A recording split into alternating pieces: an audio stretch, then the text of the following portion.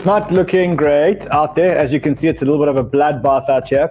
And the thing is that Bitcoin is now getting to some real critical levels. So, you know, it had the breakdown of this trend over here. You've now tested this support. And this is like the final layer of support before we actually start printing some lower lows. So Bitcoin is really starting to test some real support. Today we're going to look at the reasons why Bitcoin is testing support and also show you guys why it may be a turbulent week, maybe even a turbulent couple of weeks for Bitcoin before we get some kind of recovery.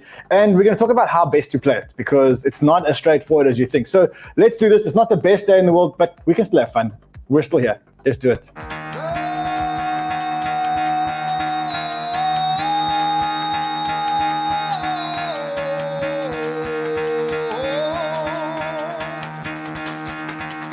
Get the fuck out of bed, bitch, go.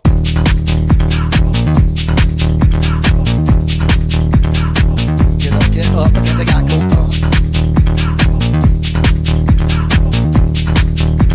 Time to wake up, bitch, get up.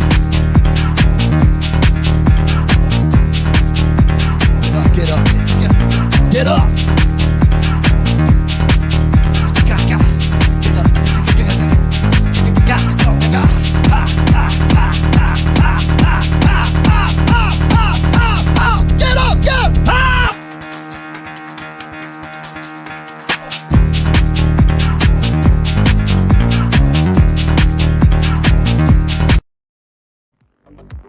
Listen, not every day is a good day. Not every day is a good day, but when the good days come, it just feels so good that it's worth waiting until we get the next good day. Or at least that's how I feel today. Not every day is a good day, but today may be one of those days where we actually going to do some buying. Maybe. That you guys are going to help me decide later today.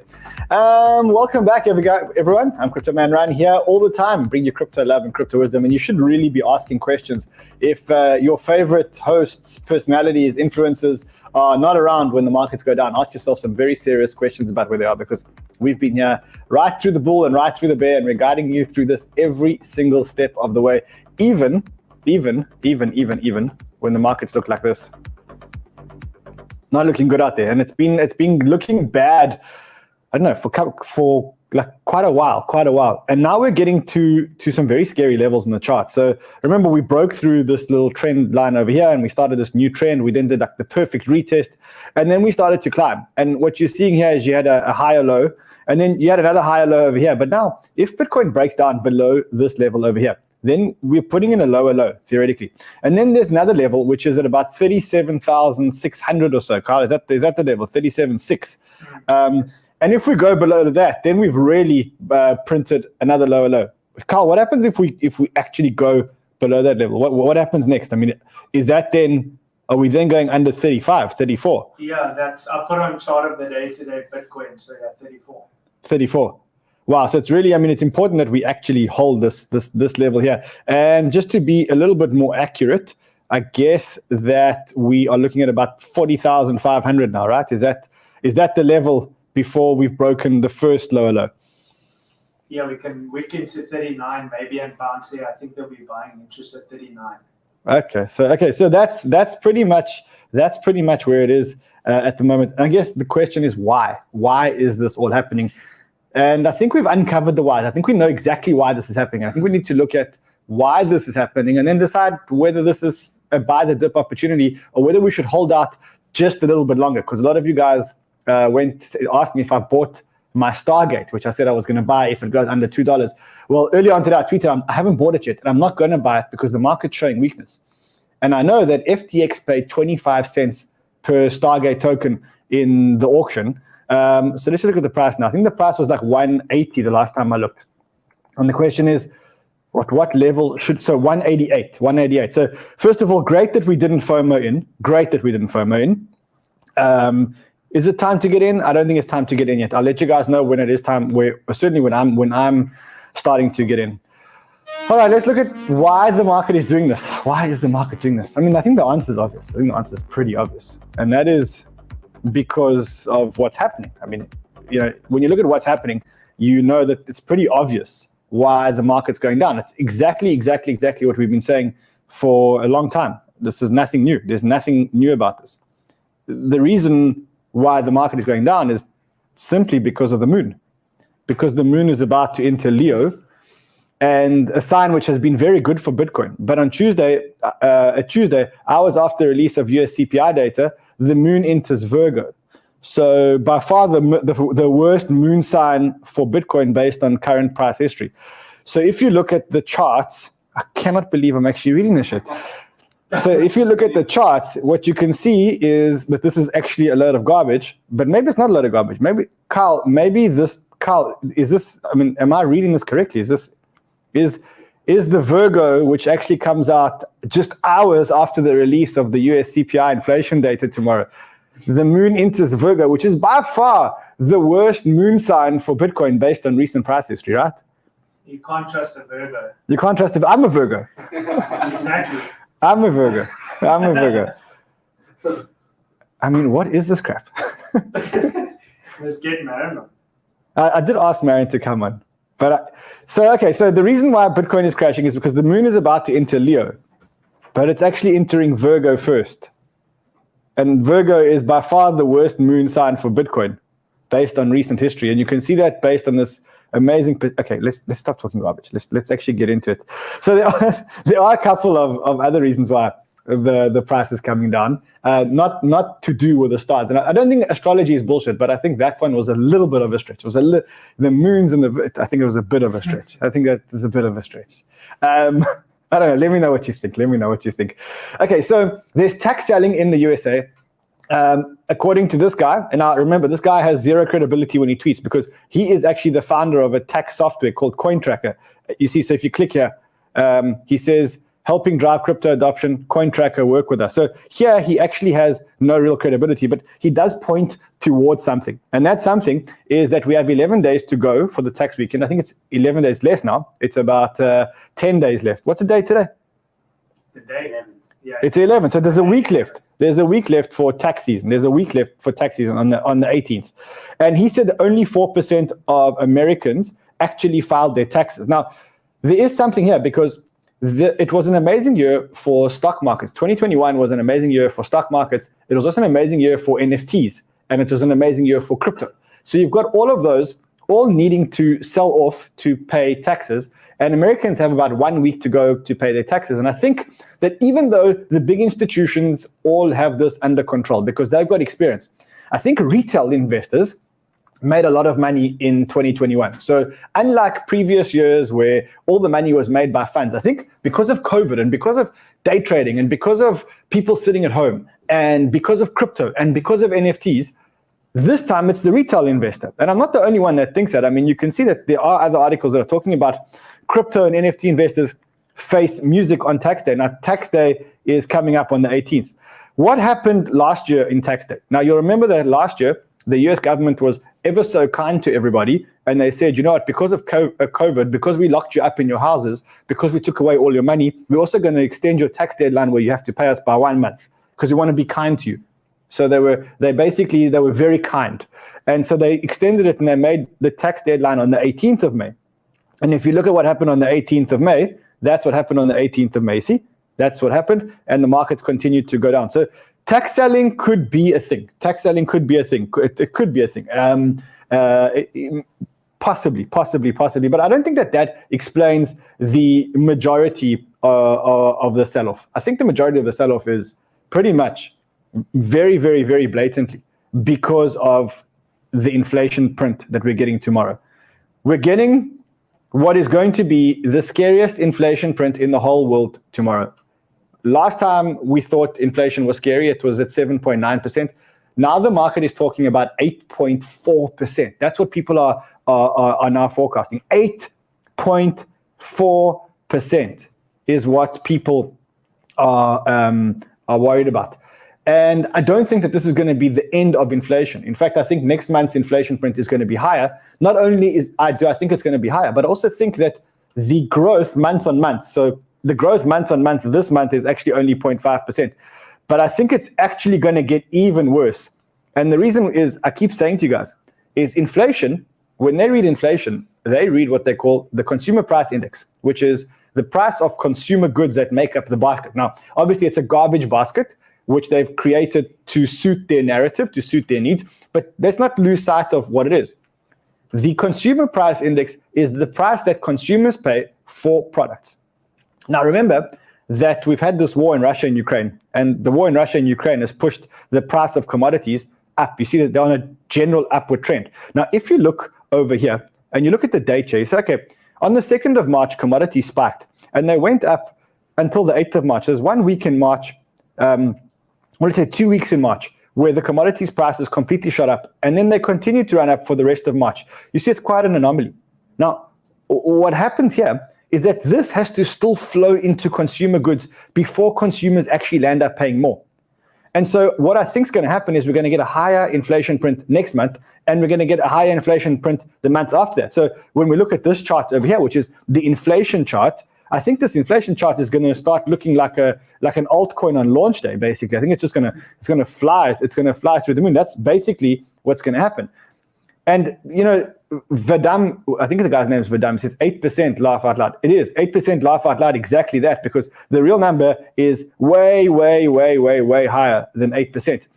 And there is another thing that no one is talking about, and I don't know why no one is talking about this. And that is that you've got inflation because the Fed printed trillions of dollars, 5, 6, 7, 8, 9 trillion dollars, whatever the number they printed is, too many trillions of dollars. Then you've got Russia and Ukraine, and now that's going to become the new scapegoat. So you watch tomorrow when CNBC talks about inflation, and when the Fed talk about inflation, because they will talk about inflation, they'll say, oh, the reason why the numbers are up is because of the Russia-Ukraine war. Garbage, not because of the Russia-Ukraine war, it's because they printed so much money. They've now got a scapegoat, which is the Russia-Ukraine war. They can say, look, because of the Russia-Ukraine war. The Russia-Ukraine war inflation has not yet flowed into the markets. I can promise you that, because that only really started happening, as I said to you, only really started happening in the beginning of March, 28th of Feb. That's not in the market yet. And then there's another thing that no one is talking about. There's another thing that no one is talking about, and I don't know why no one is talking about it. And that is because of what's happening in Shanghai. So in Shanghai right now, there are lockdowns to prevent COVID. And there are serious lockdowns. The Chinese government has basically locked everybody in their apartments, not letting anyone get food, not letting anyone get any necessities that they need. I don't know. I mean, I saw this and we've tried to verify its authenticity, and so far it verifies. But just watch what's going on. 这个是这个人叫，好了，终于2分钟，所有人都在叫。It's people screaming out the windows in protest in China, but look at the streets. There's no one in the streets. 就刚刚5分钟前头，他们叫我没几个了。Very strange way to protest. 所有人都叫了，要死。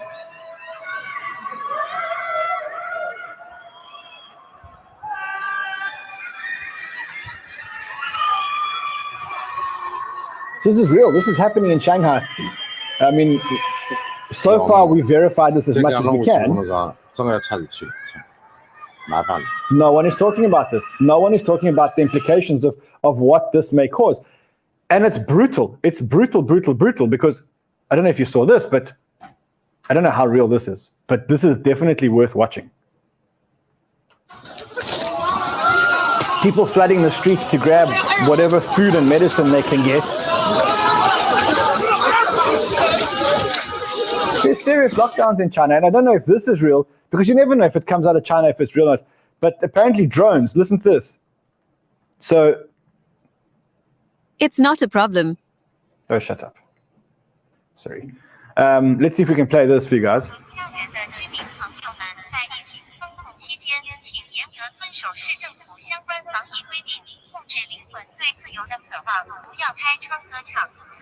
Okay, for those of you who don't know what that means, I also don't know what it means, but it says, as seen on Weibo, Chinese Shanghai residents go to their balconies to sing and protest lack of supplies.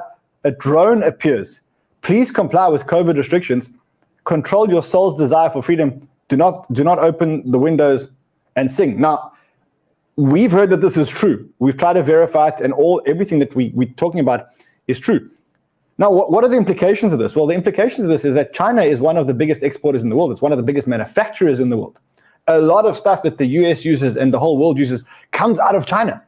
And if this is what's happening in China, they're not working. They're not going to the factories.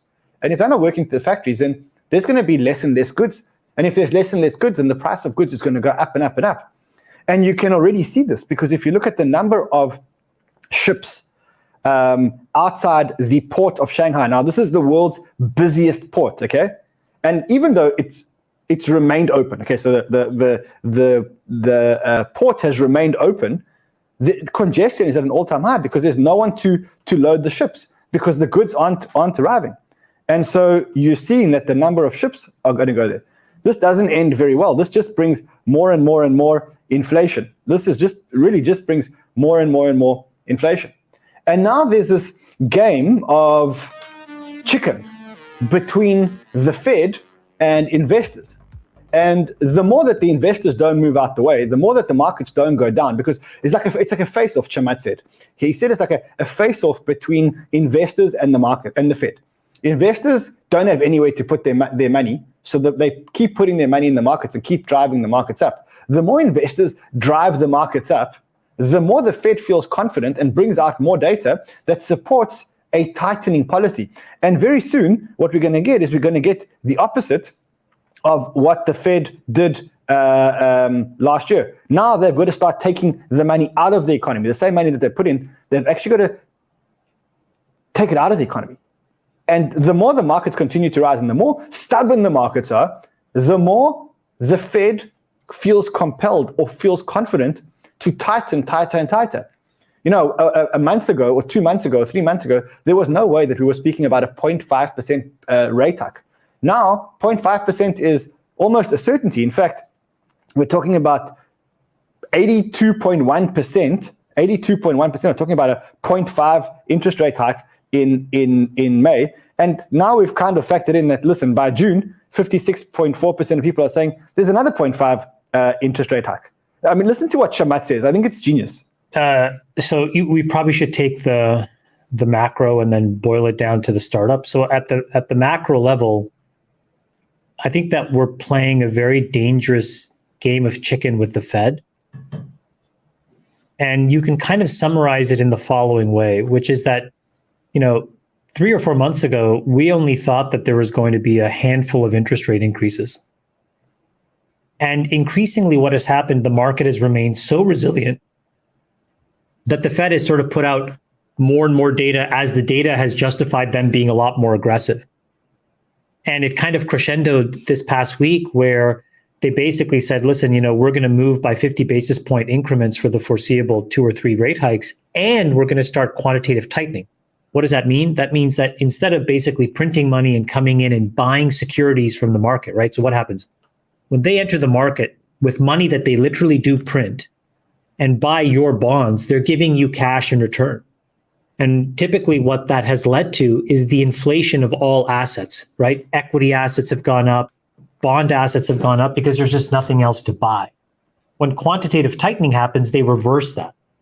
And what they're going to do is about $95 billion a month of the opposite action, which means they're taking money out of the system, right? Or in this case, what they're going to do is they're going to let a bunch of maturities roll off and not renew them. Okay, so why is this important? Well, it's important because, we're still 4% from the highs. That's the so game we of have chicken. 7% inflation. We have all this crazy stuff happening. We have a war, going on. We have massive price issues. We have supply demand issues, and the market keeps shaking it off. So I think what the Fed's going to do is get even more aggressive. So you're going to probably see, a lot of 50s, maybe even a 75-point hike. You probably are going to see them, even ratchet up quantitative tightening until there is a bit of a bloodletting in the equity market.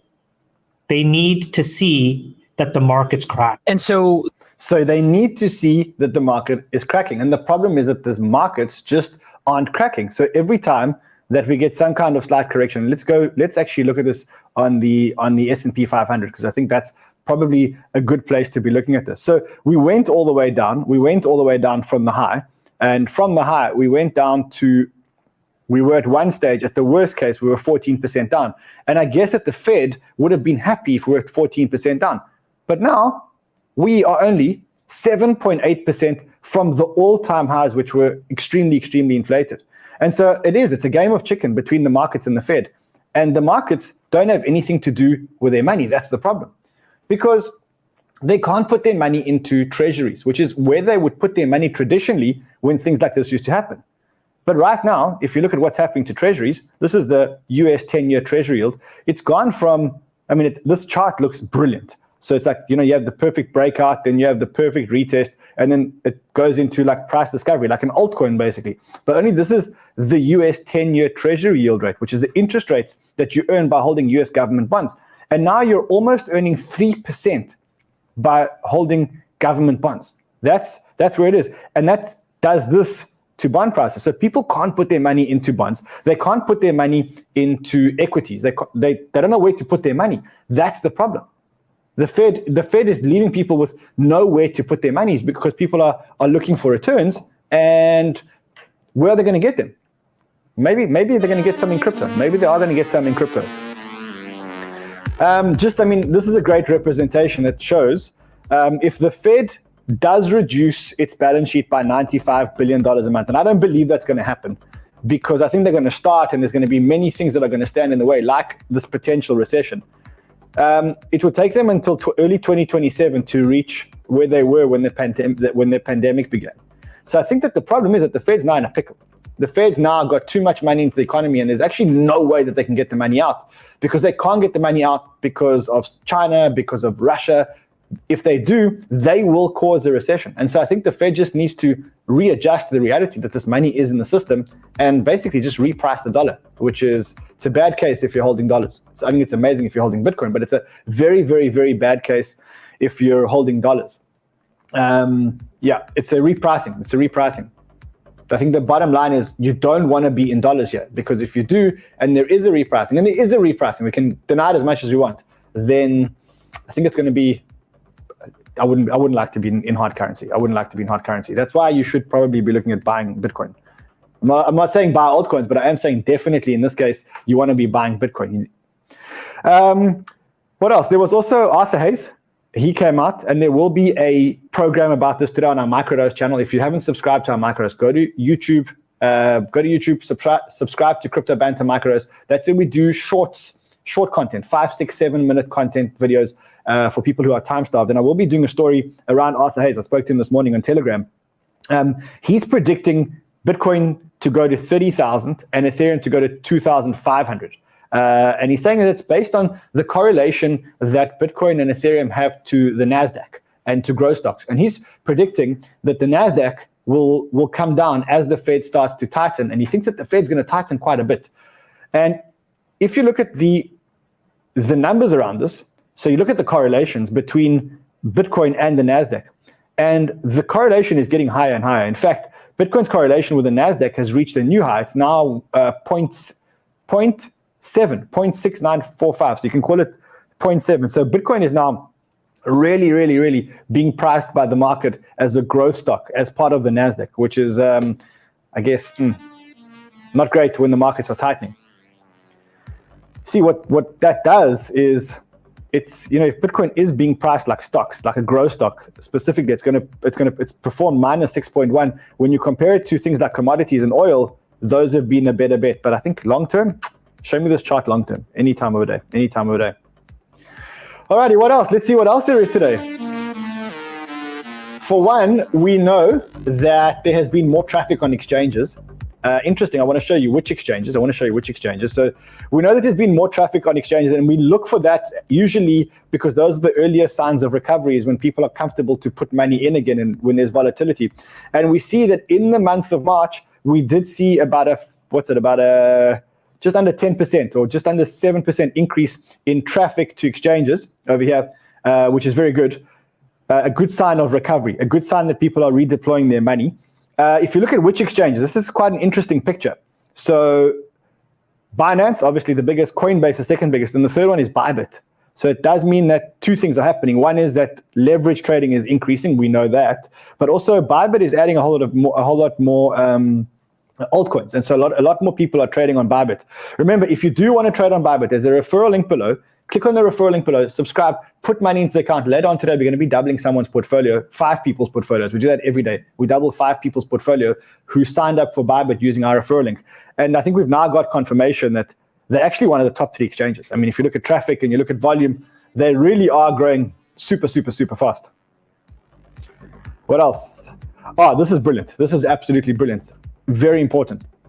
So there was a survey done by the NASDAQ, and they surveyed financial managers who manage $26 trillion worth of assets. So big financial managers. And they found that 72% of them would be more likely to invest in crypto if there was a spot ETF. Also, the advisors that participated, 86% of them plan to increase their investments to 6% in their portfolios. So this is a sign that a lot more money is probably going to flow into crypto. What we do need is we need the one thing to be approved, which is the Bitcoin spot ETF. And we know that Grayscale are on this big mission to get the Grayscale GBTC fund transformed into an ETF. But when that ETF comes, I think that it's going to be an actual huge event. Because if you're talking about 72% of fund managers who manage $26 trillion worth of assets, ready to increase their portfolio allocation, and I think their portfolio allocation is probably under 2% today, and they're talking about increasing it to 6% of their portfolio, but they need a spot ETF, then that's huge. That's huge, huge, huge, huge, huge. What else? Elon. Strange. This is strange. So Parag Agrawal, who is the CEO of Twitter, he published this morning. This was the first communication. It says, Elon has decided not to join our board. Here's what I can share about what happened. The board and I had many discussions about Elon joining the board and with Elon directly. We were excited to collaborate and clear about the risks. We also believe that having Elon as a fiduciary of the company, where he, like all board members, has to act in the interests of the company and all our shareholders, was the best path forward. We therefore offered him a board seat. We announced on Tuesday that Elon would be appointed to the board contingent to a background check and formal acceptance. But anyway, long story short, Elon is not joining the board of Twitter. What does this actually mean? Why isn't Elon joining the board of Twitter?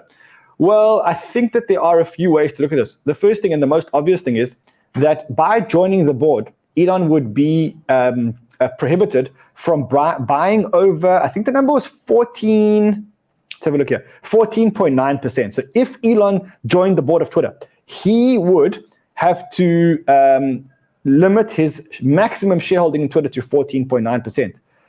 And with 14.9%, he may have problems implementing what he wants to do.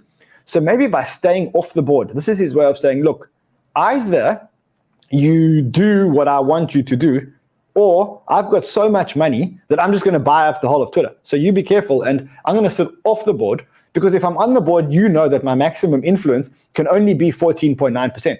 But if I sit off the board and I just sit there, and what I do is I just troll you on Twitter, right? And I start coming up with a whole lot of solutions that no one in the whole of Twitter could have come up with for years until Elon Musk came on.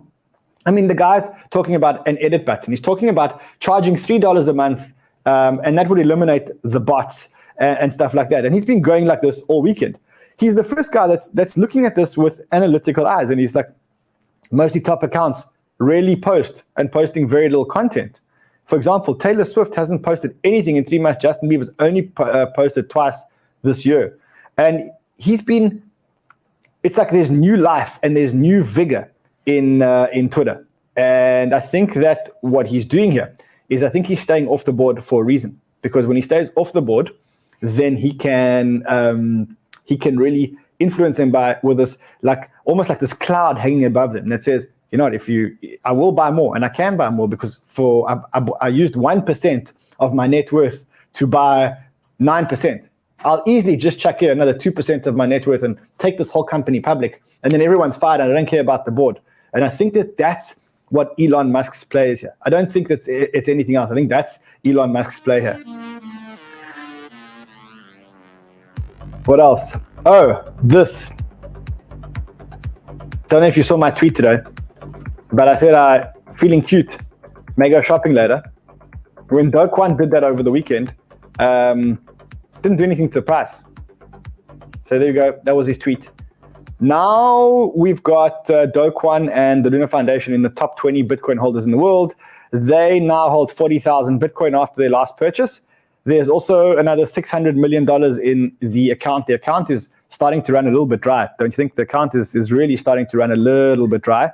And the market is not really moving anymore when Do Kwon says he's going to buy. So that's pretty interesting. I also think that if you look at the Luna price on the weekend, let's quickly go to the Luna price. And I want to show you something here.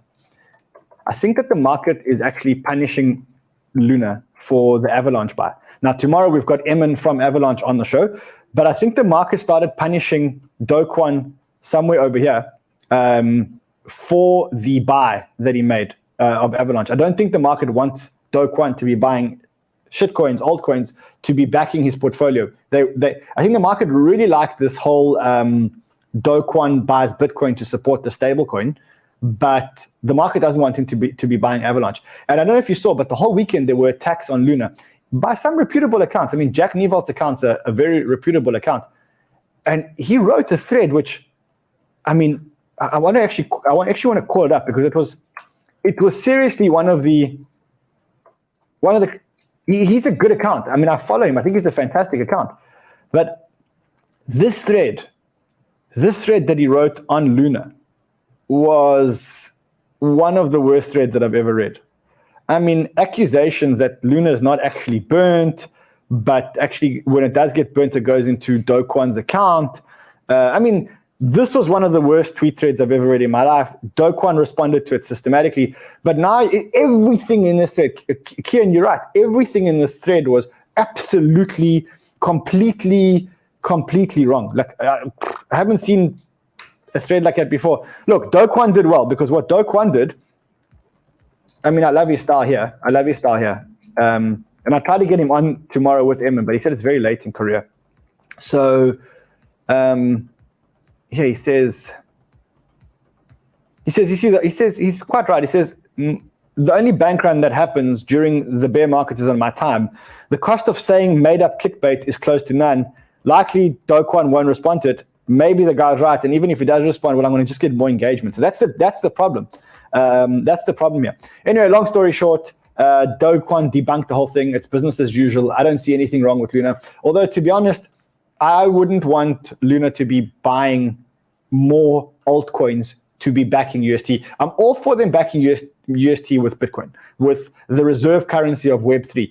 But I'm not sold on this whole thing with backing it with other altcoins. And I did speak to Do Kwon about it. If you want to know more about that, go to the Microdose channel. There's a whole lot of stuff on the Microdose channel. Crypto Shorts. So we've changed it to Crypto Shorts. Yeah, we've changed it to Crypto Shorts. And now I can tell you guys that the first thing I did when we called the Crypto Shorts was I registered all the Crypto Shorts domains on Unstoppable Domains. And I said to you guys, if you are looking to start a business, if you do have a business, go and register your domains on Unstoppable Domains, because then you've got the .crypto, .eth, .everything else domain. You can see that there's a referral link below to that. And I mean, sign up, you support the station, and you protect your business at the same time, and it's cheap. Tornado Cash. I do talk to you about Tornado Cash. You can see the Ronin hacker he's laundered 7.5% of the stolen funds via Tornado Cash. So love it or hate it. I mean, one, Tornado Cash is being very stable in this time. So let's quickly look at Tornado Cash. I mean, it's held above 40 in the 40s. It's just under 40. Of course, as I said, it goes under 40. But maybe a buying opportunity, because I think what we're learning more and more is that Tornado Cash is going to be used, and it's here to stay. It's not going anywhere. Well, you can't take it anywhere because it's just a decentralized protocol, and no one even has the keys. Is there anything else? Russia defaulting on its debt. They try to pay back their foreign debt in rubles because they don't have any dollars. And that's actually a default. Solana, guys, what happened with Solana NFTs? How come we had this explosion? The whole office was Solana NFTs exploded. Everyone is partying. I don't know if anybody's been watching Solana NFTs. If there are any Solana NFT degens. OpenSea listing? No, it wasn't the OpenSea listing. It wasn't the OpenSea listing. All right, last thing today. The amount of Bitcoin that has not moved for 12 months is now on its all-time high of 64%, which means that people that are buying are actually hodlers. So gone are the others, but people that are buying are actually hodlers. Let's see, is there anything else? Oh, this is quite interesting. Ethereum. I mean, I love headlines, and then I love when you actually read the headlines. So Ethereum processed 4.5 times more transactions in Visa in 2021. Sounds like an impressive headline. Sounds like Ethereum is very, very, very, very fast. But don't fall for that shit, because they just processed bigger amounts. Now, the reason why they process bigger amounts is, remember, every Visa transaction is a small transaction. It's to buy bread. It's to buy, I don't know, beers, alcohol. Some drug dealers also accept Visa and MasterCard. But Ethereum is for bigger transactions. It's for DeFi and stuff like that. So when they say that the transaction, I think it's more 4.5 times more transactions than Visa. I think it's more value of transactions. But I mean, I'll read this. Very interesting. Very interesting. All right, let's double someone's portfolio before we go, or let's double 5 people's portfolio. Remember, if you do have a ByBit account and you did sign up with a Crypto Banter referral link, what we're going to do now is we're going to select 5 accounts, and we're going to take the value in the account. We're going to double the value of the account up to $5,000. Now, on Friday, we got hit for a big one. On Friday, we spent like $6,000 on this shit. $6,000 I spent on Friday. Let's see if we can double more community accounts today. Let's see. Let's do 1, 2. Hopefully, this is a big account. I want to double someone's portfolio. And remember, you can just sign up. You don't need to trade. Just sign up. Put some money in the account. I get this account refreshed every day or two, and then we pick 5 accounts. Okay, so remember the numbers today are 2615. So let's quickly unhide this. Let's see what we're going to give away today. But double up to $5,000. If it's over $5,000, well, not doubling it, because I don't have that much money, because it's a bear market. Oh, I think those were very low. Hold on. 2615. Oh, what do you mean? $17, $11, 000. Why didn't you 15x the 2 with money in? Because it becomes an administrative nightmare. That's the problem. Let's see. So you see, we could have landed on this 7,000 guy over here. We could have landed on the 7,000 guy. We didn't. Let's see who else has got money in their account. There's another 3280. We could have hit that one. We didn't. We could have hit this 4810, this 9. Imagine I'd done these 3. I would have 9239, 4810, 1853, 16216. I mean, this is the easiest way to earn money in the world. Wow. Alrighty. Lastly, before we go, Crypto Banter Microdose. It's going to be changed to Crypto Banter Shorts, as I said to you guys. So go to Crypto Banter Microdose there and subscribe to this channel, because this is where we're going to be dropping a whole lot of content. Carl, weren't there charts of the day that you guys dropped here today? Yeah, they should be coming up. Okay, so 2 charts today are coming up now, and there's going to be 3 or 4 stories also dropped here. So subscribe to this channel. It is where we're going to be dropping microdoses of crypto content. I will see you guys again tomorrow. Hopefully tomorrow is a better day than today, and it doesn't look like this. I'll be here either way. The only reason why I may not be is if my wife has a baby. She is due. She's due any day today, any day now. And let's see if she gives birth. I won't be here, but otherwise I'll be here. I'll see you guys again tomorrow. Until then, have fun. Stay safe.